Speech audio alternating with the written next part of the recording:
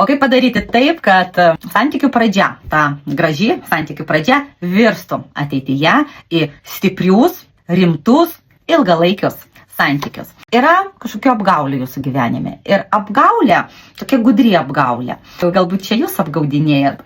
tą žmogų norit gudriai įvynioti jį į savo spąstus. Bet Kortė sako apie tai, kad šita istorija jums gali baigtis blogai.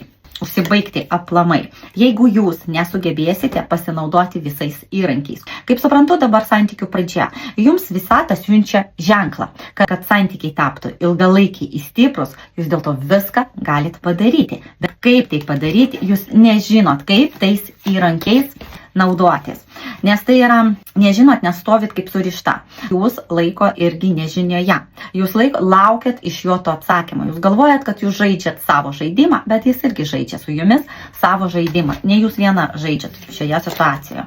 Ir jausmai yra iš jo pusės jums, tai yra graži draugystė iš jūsų pusės, galbūt žmogus iš praeities, kuris grįžo pas jūs vėl. Bet kažkodėl, taip slegia šitie santykiai.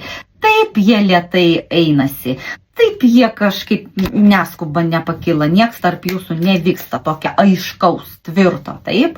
O Kortė sako, kad yra kažkokia paslapties.